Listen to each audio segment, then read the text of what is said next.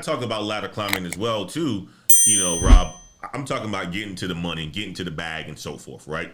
A lot of that Yeah. piece of it is so that you can have a choice to do something later on in life if you want to, right? You have investments to where you can make, big decisions sometimes in your life. You made a whole bunch of money being in the military to where you got out. What did you do when you got out, right? Obviously, you gained the skills that you needed to get, and you said, okay, well, I'm assuming you started Master IT. Was it right away, or did you take some time and kind of did some stuff on the side? Talk about that journey. So about a year before my contract was up, um, I started to apply for jobs. Right, I applied for jobs and I started to network. It's not as sexy as Facebook or Instagram, but LinkedIn is a very powerful tool when it comes to employment. Mm-hmm. So, am I good right now? Can you hear me? Man, you good. You good. You're really good. Okay, okay, I just want to make sure. Yeah. I started to reach out to people that were either doing what I wanted to do when I got out or working for companies I wanted to work for. And by the time I got out of the military, I had a couple job offers, and I kind of bounced around a little bit at first because I had that flexibility. So I took a project manager job. I did cybersecurity for about a month, um, and I did a networking job for a couple months. And then a school called me to teach for them. I taught for them for about a year. Then I taught for a vocational school for a couple months. So I got out in 2016, and I was working at different schools, different places, making good money, but it just nothing really stuck. Yep. And the another catalyst was me working for schools. I just, it's just sometimes, if you see the boss, it can either, discourage you or it can inspire me, right? Or inspire you, I mean. And it inspired me because and it wasn't, necessarily in a good way. It just was like, if this guy can do this, I know damn well I can do this. So after that, man, I jumped. And then I don't really recommend it. I literally jumped out the window because I was working for a company. I just was like, I'm not feeling this, and I quit the job without having another job lined up. It just was like, it's either master IT or nothing. Because the whole thing was I was working for the school, but I was creating curriculum. I was changing stuff. I was like, I'm doing this already any damn way. Let me see if I can do it on my own. Um, and I jumped out the window in 2018. For anybody that's thinking about opening a business or doing something, a lot of times you're not going to see success right away, right? Mm. You're not going to see success right away. Like I said, praises to the Most High. There are people enrolling in the courses every day now. But my first month, right? My first month in business, I made $47. That's Mm. it, $47 whole, and I got a mortgage. I got a wife. I got bills, man. But I had a little bit of a nest egg. But at the same time, $47 for the damn, the whole month. I was my stomach was hurting. I was like, damn, hold on. And so I was like, let me see what I'm supposed to be doing, man. Well, Rob, hold on a second. $47. I'm gonna pause you for a quick second because I want to interject because I love this story, right? So check this out, right? So right now you see the Great Resignation, right? All these people are talking about, hey, everybody's quitting their job and all this other stuff. And I'm telling people, hey, man, you can't just quit your job. You got to have a plan. Like it takes at least 3 months to 6 months to even get a job, and that's just even if you are diligent at it, intentional at it, right? A lot of these people are making it seem like these jobs are around the corner, like they're just going to give it to you. Now if your network is good, right, you can potentially land a job within a month or a couple weeks after it, and that's like very rare. It's almost like hitting the lottery a lot of the times, right? And so forth. So it's best for people to have a plan. If they're going to quit their job, make sure they already have a plan in place, something already lined up before they actually go and do that. I want you to talk about this because here's the thing: people who do quit randomly, they have money. A lot of people who make this decision don't have the money, and it's not going to, you don't want to dig into your savings, touch all that extra stuff, right? Set yourself back for a good 6 months by touching your savings.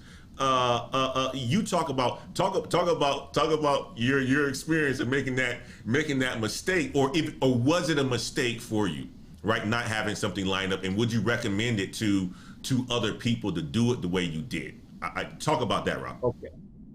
Okay, for me personally, it wasn't a mistake for me. What I Yep. recommended, hell no, no, not at all. Because it worked out for me, but it was rough for a minute. Like I was about to get a job. Like it was like because you know what I'm saying, because I just I'm the greatest instructor in the world and blah blah blah. Because a lot of time people just don't leverage things or just don't look at things the right way, right?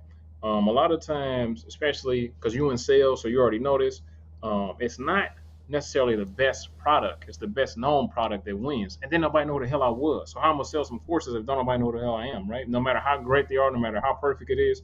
But going back to your original question, unless you got a a serious nest egg, I would say at least 6 months, and that's the whole shebang bang. That's paying your mortgage, your bills. I wouldn't just jump out the window. And then another thing is that type of hatred, that type of vitriol for a job happens over time. You know, you Mm. kind of got to blame yourself. Like, why the hell did you stay there so long that you willing to risk your family and your livelihood just to jump out the window because you don't feel good? So Very good point. I would use that anger. You so damn angry, right? You don't like this job so much, right? But you still watching every damn football game on Sunday. You still watching 100 hours of Netflix. You still, playing every video game. You don't hate it that much because you're not working on it when you get to the house. So I think Mm. some people just, I don't know. That's another thing with me. Anybody that comes to the courses, hey, I appreciate it. Anybody that signs up or anybody that subscribes, I appreciate it. But just with me, it's a no excuses zone, man. Like, because at the end of the day, and don't nobody care, man. Don't Yeah. nobody care what you got going on. Don't nobody care, the sad story you got. Everybody got a sad story. Mm. Everybody, including me. But it's just about what you do about it. But yeah, I wouldn't recommend. It was dumb what I did, but it worked out. And I'm glad it worked out because, like I said, and another thing, uh, I ain't got no pride or no ego. Now let's say that it was getting to a point to where if I got to go to McDonald's to feed my family, if I got a damn, I am nothing that's illegal or going to affect my integrity or something crazy like that. But if as far as like if it's paying me some money, I would do it. But yeah, I would definitely either have a nest egg, or at least try and this is the old adage: never quit a job until you got a new job. Even though my dumb ass did it, I wouldn't recommend it. Yep, yep, yep. No, I wanted to make sure I hit that piece of it because when you said the $47 in the first month, that's another piece of it too, right? People think, and being in the YouTube streets, hearing this stuff, people act like starting a business is like the easiest thing ever, right? It's no different. I say this, right? The one thing that YouTube has helped me with is this, brother Rob, is this, man. Like, if you think about YouTube yourself, you are a business on YouTube. What is it that's going to bring people back to your channel to want to visit your channel as if it's a store, as if you're selling a product or a service, right? Like, that's how it works in the business world as well. You got to think about there's 7 billion people on this earth. What makes you think that the business that you create is going to be something that people want to shop at? And that's people think that it's so easy. It takes years to turn a profit for a business. And if you're doing it for something, or if you're doing it in the area that you have skill sets in, yes, the learning curve is going to be easier, right? But if you don't have the skill sets in this area, finding employees, doing it all by yourself, that's going to take a lot of time in order for you to even turn a profit. It's taken us 3 years. I mean, like, since 2018, it's taken us 3 years to even turn black. I mean, like, that's just what it is. So talk about that experience for you too, brother Rob. I think that the people that's really winning, it may not look like that. And what I mean by that is Instagram. I don't have a Ferrari. I ain't got no Lamborghini.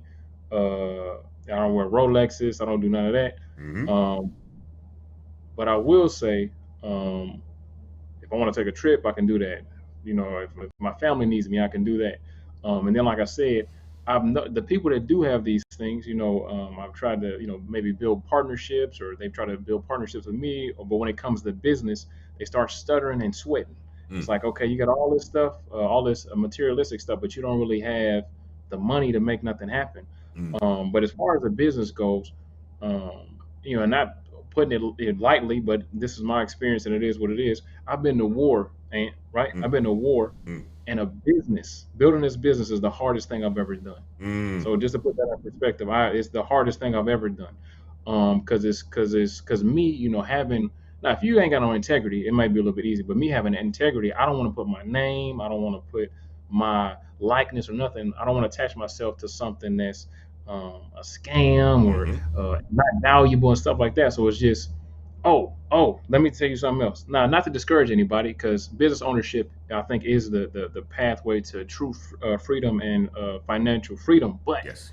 uh, man, you're not gonna work less. That's Mm. what a lot of people think. Oh, I'm gonna work for myself. Let me tell you something, man. I am the worst boss I've ever had. Ain't no time off, ain't no vacations. Like it's a sweatshop over here, man. So just so if you really if you really care about it, it's gonna be your baby. Like literally, you gotta feed it, you gotta nurture it, you gotta. Then another thing is, I'm a boss. I don't answer to nobody. When you have a business, you do have a boss. It's Yep. gonna be the customer. Man. At the end of the day, it's the customer. Like they are your. You can't just have terrible customer service, or you can't be, just pushing some BS. So definitely encourage everybody to begin their own business, but don't expect for it to pop right off. Because honestly, um, and everything happened quicker for me. Luckily, within the first year, I was profitable. But that was because I was just relentless with it, just completely relentless with it. And another thing was starting a business. It's gonna be two. It's either gonna be two different things you'll need to do. You have to give up an ass of your time if you ain't got no money, or you have to give up an ass of your money, or you Mm. have to give up an ass of your money and your time to really make it pop. So